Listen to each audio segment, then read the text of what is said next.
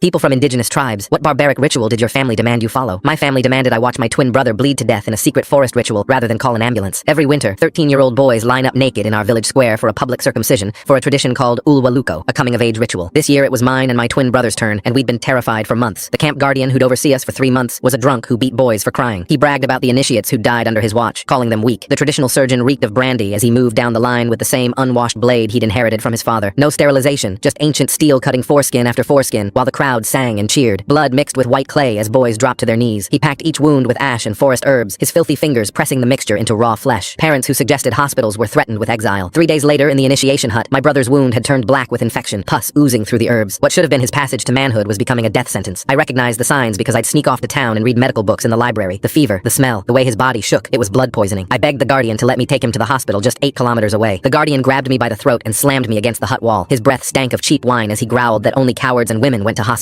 If I took my brother, we'd both be dead to the tribe forever. Our family would be outcasts for generations. Real men either healed or died in the sacred forest. That was the ancestors' way. The other initiates watched in terrified silence. I stayed and watched my twin get worse. Every few hours I'd sneak out to steal medicine from the clinic's garbage bins. I'd learned what antibiotics looked like from those library books. At night, I'd crush the pills and force them down his throat while others pretended to sleep. On the 5th night, my brother's lips turned blue. His breathing came in wet, rattling gasps. When he stopped responding to his name and his eyes rolled back, I knew he had maybe an hour left. The other boys turned away, but I felt them watching as I made my choice. I dragged his limp body through the forest to the main road. My skinny 13-year-old arms burned, but terror gave me strength. A taxi driver took one look and raced us to the hospital without asking for money. I'll never forget the kindness in his eyes. The doctors cut away the rotting flesh and pumped antibiotics straight into his veins. I lived in that hospital waiting room for 2 weeks, sleeping on plastic chairs, eating bread that nurses secretly brought me. Before we left, a doctor pulled me aside and pressed a small device into my hand, a GPS panic button. "We see this too often," she whispered. "Hide it well. Press it if they come for you." I stuffed it in my pocket, thinking she was overreacting. When my twin finally opened his eyes and whispered my name, I cried harder than I'd ever cried in my life. We were alive. We were safe. The hospital felt like a different world where tradition couldn't touch us. When I got back to the village, the guardian found out where I had snuck off too, and already had our entire family suspended over massive fire pits on wooden frames. The flames licked higher as the village chanted in unison, calling on ancestors to accept our sacrifice. My parents hung unconscious from the smoke, my little sister's screams barely audible over the ritual drums. The guardian poured ceremonial oil over my father, preparing to lower him into the flames first. The crowd's chanting reached a fever pitch as they began cranking the ropes to drop him. I managed to reach into my pocket and press the GPS panic button the hospital doctor had given me. My father's body was already engulfed in flames when helicopter searchlights blinded everyone. The hospital's emergency response team arrived with military police. They'd been monitoring, waiting for my signal. They cut the ropes and pulled my mother and sister from above the pits, while officers tackled the guardian and put him behind bars. The village allows medical checks now. Some call us brave, but my twin feels forever incomplete. We buried my father in the town cemetery, not with his ancestors. My mother barely speaks, and my sister still fears fire, but we are safe.